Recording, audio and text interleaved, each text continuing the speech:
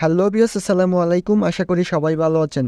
আজকের ভিডিওতে আমি দেখাবো আপনাদের যাদের হোয়াটসঅ্যাপ, মেসেঞ্জার, ভাইবার সহ বিভিন্ন সোশ্যাল মিডিয়া অ্যাপসগুলোর মধ্যে যদি কোনো কেউ মেসেজ দিয়ে আপনাকে আবার সাথে সাথে আনসেন্ড করে দেয়, আপনি যদি কোনো কারণে মেসেজগুলো সিন করতে না পারেন বা দেখতে না পারেন, তাহলে সেই মেসেজগুলো আবার কিভাবে দেখবেন সেই ট্রিক্সটি আজকের ভিডিওর মাধ্যমে আমি আপনাদের কাছে শেয়ার করব। আমরা অনেকে আছি যারা মেসেজ দিয়ে মেসেজ আনসেন্ড করলে আর দেখতে পারি না। তো আজকের ভিডিওর মাধ্যমে কিন্তু আপনি খুব সহজে আনসেন্ড করলেও তারপরেও কিন্তু মেসেজগুলো দেখতে পারবেন।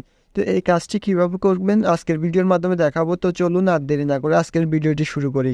ভিডিওটি শুরু করার আগে আপনাদের কাছে একটি রিকোয়েস্ট থাকবে, আপনারা যারা আমাদের চ্যানেলে নতুন, আমাদের চ্যানেলটিকে সাবস্ক্রাইব করে দিবেন এবং আমাদের ফেসবুক পেজ থেকে ভিডিওটি দেখলে অবশ্যই ফেসবুক পেজটি ফলো দিয়ে আমাদের সাথে থাকবেন। তো চলুন আর দেরি না করে ভিডিওটি শুরু করি।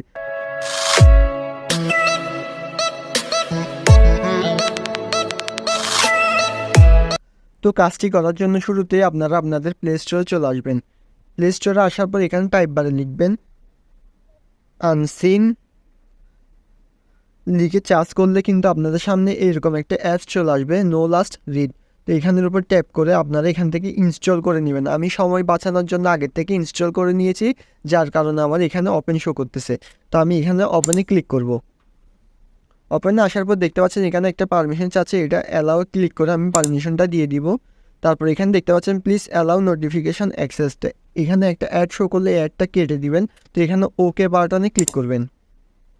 ওকেতে ক্লিক করার পর এখানে দেখতে পাচ্ছেন আনসিন নামে যে অ্যাপসটি রয়েছে, এখানে গিয়ে আপনি অ্যালাউ নোটিফিকেশন অ্যাক্সেস এখানে ক্লিক করে এখানে দেখতে পাচ্ছেন এই পারমিশনটা অ্যালাউ করে দিয়ে 10 সেকেন্ড ওয়েট করতে হবে। তো 10 সেকেন্ড শেষ হওয়ার পর এখানে দেখতে পাচ্ছেন ওকে বাটন রয়েছে, এখানে ক্লিক করবেন।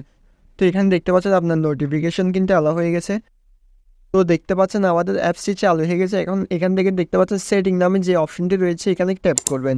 এখানে আসার পর দেখতে পাচ্ছেন একটু স্ক্রল করে নিচে আসলে কিন্তু দেখতে পাচ্ছেন এখানে অনেকগুলো সোশ্যাল মিডিয়া অ্যাপস শো করতেছে। আপনি যে অ্যাপসের মেসেজগুলো আনসেন্ড করার পর দেখতে চান, অর্থাৎ এই অ্যাপসের মাধ্যমে দেখতে চান, সেইগুলো এখান থেকে ক্লিক করে দিবেন।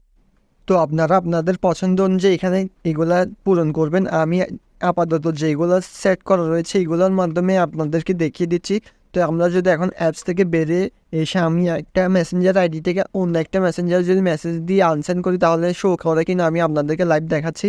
তো আমি এটা হচ্ছে আমার একটা আইডি। তো আমি এই আইডির মধ্যে ঢুকে আমি যেখানে ইনবক্সে ঢুকে একটা মেসেজ করব। সাপোজ আমি যে কোনো একটা মেসেজ করে এখানে আনসেন্ড করে দিচ্ছি। দেখতে পাচ্ছেন রিমুভ আনসেন্ড।